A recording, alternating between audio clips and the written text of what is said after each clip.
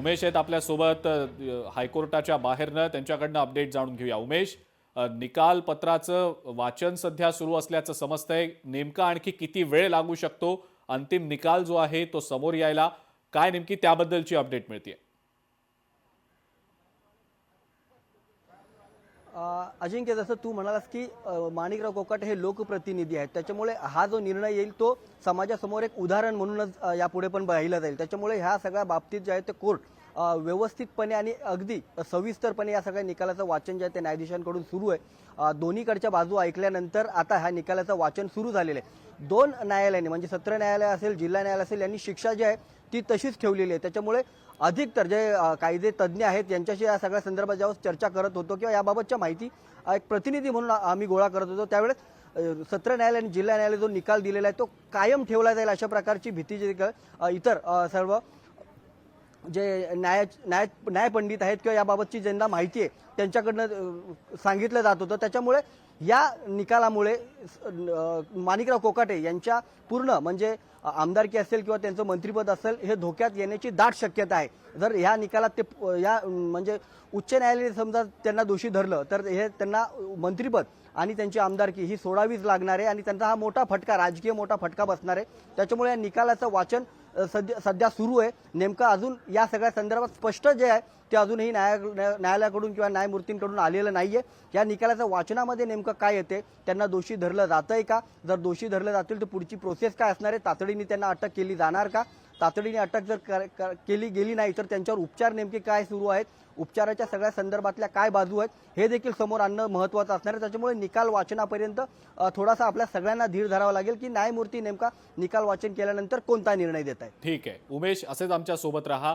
आपण प्रेक्षकांना युक्तिवाद ज्या वेळेला दोन्ही बाजूंकडनं सुरू होता त्यावेळेला काही मुद्दे मांडले गेलेले होते, ते मुद्दे नेमके काय होते?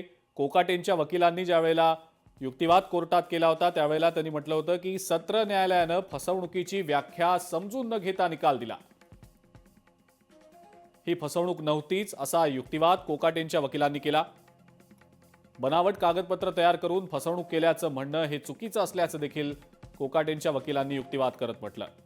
कोकाटेंची शिक्षा रद्द करण्याची त्यांनी कोर्टासमोर मागणी देखील केली.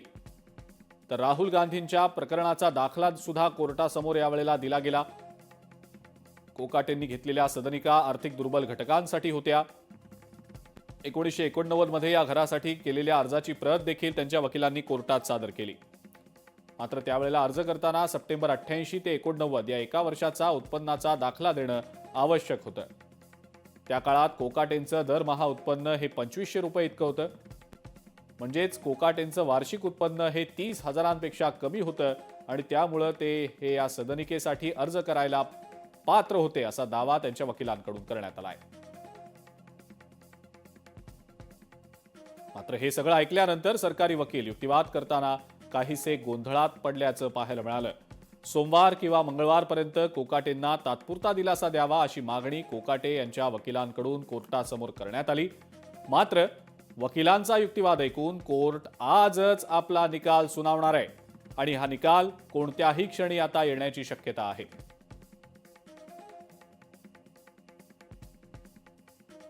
कोकाटेंच्या शिक्षेच्या याचिकेवरचा जो युक्तिवाद आहे तो काही वेळापूर्वीच संपलेला आहे. कोर्टाकडनं सध्या निकालाचं वाचन सुरू आहे आणि आता या निकालामध्ये नेमकं काय असणार आहे, हा निकाल माणिकराव कोकाटे यांना दिलासा देणारा असेल की त्यांच्या अडचणी वाढवणारा असेल हे आपल्याला थोड्याच वेळात कळणार आहे.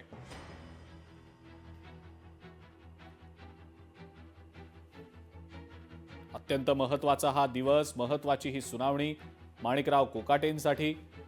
त्यांचं पूर्ण राजकीय करिअर या सुनावणीवर अवलंबून आहे असंच दिसतंय, कारण त्यांचं मंत्रिपद तर आता त्यांनी राजीनामा दिलाय त्यामुळं ते मंत्री तर नाहीतच, पण त्यांची आमदारकी देखील जायची दाट शक्यता आहे. त्यांना जी शिक्षा सुनावली गेलेली आहे ती शिक्षा हायकोर्टानं सुद्धा जर कायम ठेवली तर माणिकराव कोकाटे यांच्या अडचणी कमी तर होणार नाहीतच, वाढण्याची शक्यता जास्त दिसतेय.